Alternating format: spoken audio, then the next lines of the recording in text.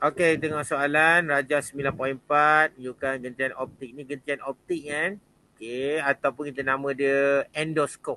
Kan? Endoskop digunakan dalam bidang perubatan. Ni tujuannya nak teropong dalam badan. Teropong dalam badan kita. Ulcer ke apa ada check sini kan. Okey, dia kata sini perbandingan antara indeks biasan, teras dalam dan pembalut luar. Jadi ada dua kan. Jadi teras dalam, dalam ni dan teras luar, di bahagian luar. Jadi ada dua lah. Nampak tak jenis? Dalam dengan luar ni. Nampak? Okey.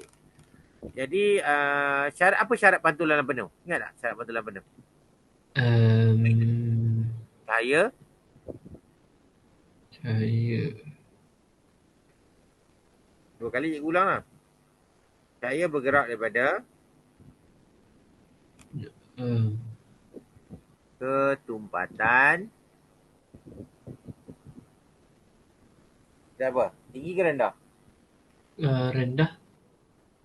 Tinggi. Ketumpatan tinggi ke ketumpatan rendah. Ini syarat yang pertama. Okay, syarat kedua apa? Um, Syarat keduanya apa? Sudut tuju. Okey, sambung. hmm, Tak ingat ke? kena lebih dari sudut genting. Lebih daripada apa? Sudut genting. Sudut genting. Boleh? Hmm. Okey, jadi dalam gambar ni cahaya masuk daripada sini. Ini cahaya masuk daripada ketumpatan tinggi ke rendah, rendah ke tinggi. Uh,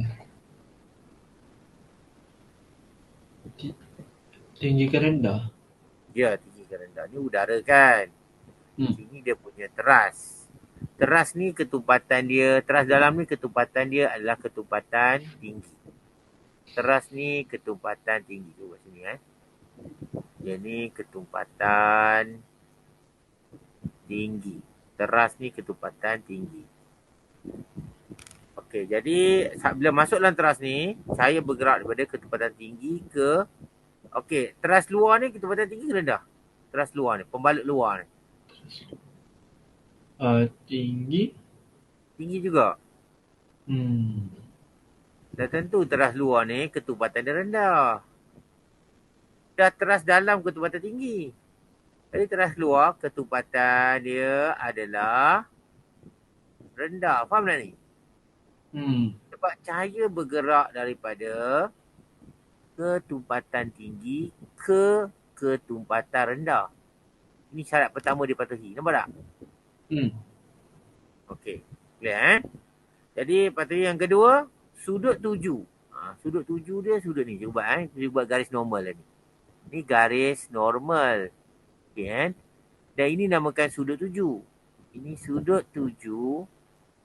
Ni adalah I. Sudut tuju adalah I. Sudut tuju ni melebihi sudut genting alat ni. Mungkin sudut genting. Katakan sudut tuju dia dalam 60. Sudut genting ni 30. Contoh Katakan ni 60, ni 30. Jadi sudut genting ni kita boleh kira ikut formula cikgu ajar tadi kan. Jadi kita kira lah. Jadi melebihi. Ini syarat penting. Ini kena kamu ingat lah ni. Sebab tengok dalam kamu punya ni, cikgu kamu tekankan pantulan penuh banyak ni. Kalau kamu tak ingat dua ni sakit lah.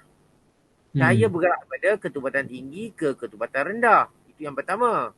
Yang kedua, sudut tuju melebihi sudut genting. Ni kamu kena hafal lah ni. Ni. Jadi dua-dua ni dipatuhi.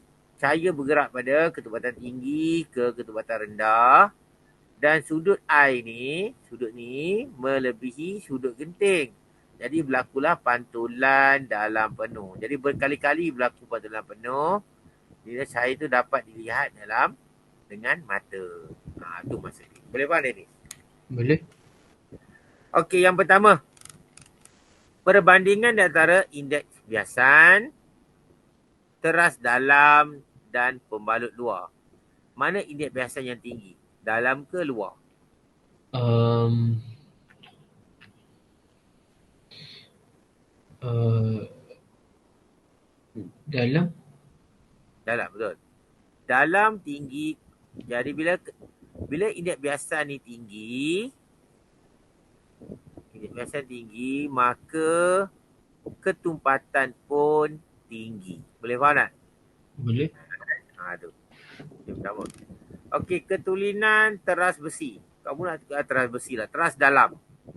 Ketulinan yang tinggi ke rendah kamu rasa?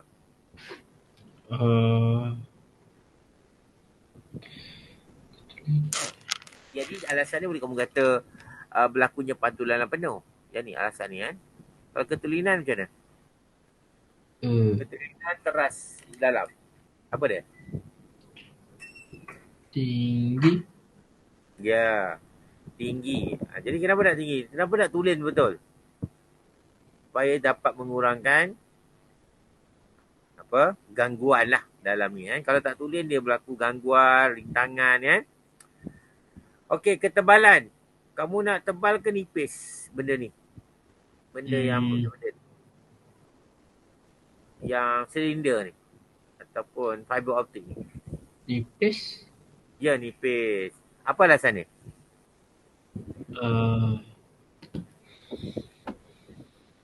Sebab tugasnya dalam bidang perubatan. Apa dia? Ringan.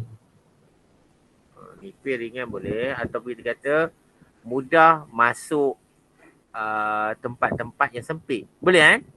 Boleh. Yalah, nak masuk dalam mulut ke apa kan? Okey. Ni kamu tahu jawab kot. Senang sangat. Kekuatan? Tinggi. Apa alasan dia? Tinggi. Apa alasan dia? Tidak mudah patah. Ada ulang benda sama kan? Ketumpatan? Tinggi. Ketumpatan? Ketumpatan rendah. Kita nak ketumpatan rendah. Alasan dia apa?